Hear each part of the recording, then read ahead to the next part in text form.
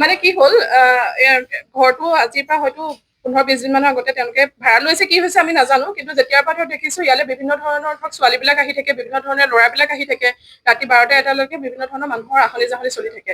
আমি ওচৰ চুবুৰীয়া মানুহ আমি ভাবো যে কোন আমাৰ বিলাকৰ ঘৰলৈও আলহী আহে, কিন্তু এনেকুৱা ধৰণৰতো মানুহ নাহে। মানে দিনে ৰাতিয়ে যেতিয়া তেতিয়া মানুহৰ আহনি জাহনি হৈ আছে, সেইকাৰণে আমি ওচৰ চুবুৰীয়া মানুহ অকণমান সজাগ হৈ আছিলো। আজিও তেনেকে মানে অকণমান আগতে ধৰক 10মান বজাত ছোৱালী এগৰাকীক মানে ঘৰৰ ওনাৰে থৈছেগে, মানে যোন ভাড়াতীয়া হৈ আছিলে তেওঁলোকে। তাৰ অকণমান পিছতে দেখিছো সেই একেখন বাইকতে ল'ৰা 3টা উঠি আহিছে মানে বুলেটখনত।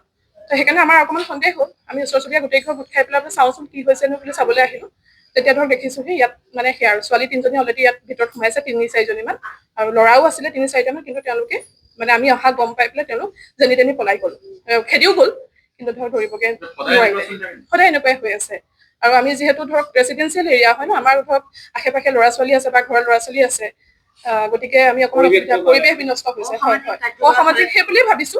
ভাবিছো নহয়, আচলতে হয়েই, কাৰণ তেওঁলোকে সুস্থ মোৰ ঘৰলৈ আলহী আহিলে ভাত পানী খাব, থাকিব, যাব, তেনেকুৱা। কিন্তু তেওঁলোকে মানুহ দেখি যেতিয়া পলাইছে, বা সেইটোতো আৰু শুদ্ধ পথ কিবা এটা হ'বই নোৱাৰে বুলি আমি ভাবিছো। তো গতিকে সেয়া আৰু আজি সেয়া আমি গোটেই মানুহকেইঘৰ ওচৰ কেইঘৰ গোট খাই পেলাই যেতিয়া আহিলো, তেওঁলোক তেতিয়া ধৰক পলাই পতং দিছে। আৰু পিছত ধৰক প্ৰশাসনৰ লগত যোগাযোগ কৰা তেওঁলোক আহিলে, ছোৱালীকেইজনী ধৰি পেলাই লৈ গৈছে। যুৱক এজনে আৰু ছোৱালী 3জনী-4জনী কিবাতে ধৰি লৈ গৈছে। বাকী কিন্তু কেইবাজনো পলাই গৈছে। কেইবাজনো ধৰক আগফালে পিছফালে পলালে। আমাৰ মানে আমি নাইবাৰে কেইবাজনো ধৰক খেদি গ'ল যদিও, কিন্তু তেওঁলোকক ধৰি ৰাখিবলৈ সক্ষম।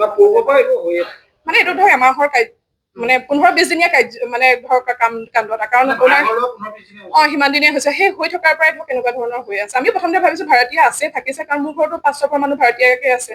গতিকে এনেকুৱা ধৰণৰ প্ৰথম অৱস্থাত আমি ভাবা নাই, কিন্তু যেতিয়ালৈ বিভিন্ন ধৰণৰ মানুহৰ আহনি জাহনি দেখিছো, আমি ওচৰ চুবুৰীয়া হিচাপে ধৰক আমি সচেতন হ'বই লাগিব। কাৰণ আমাৰ বিলাক ঘৰতো আমি মানুহ আছো যিহেতু।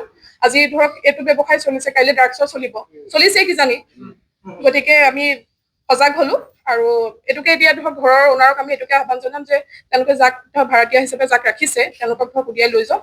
আৰু আমি ধৰক এটা সুস্থিৰ বাতাবৰণ আমি বিচাৰো আচলতে আমাৰ এলেকাত। হয় হয় হয়।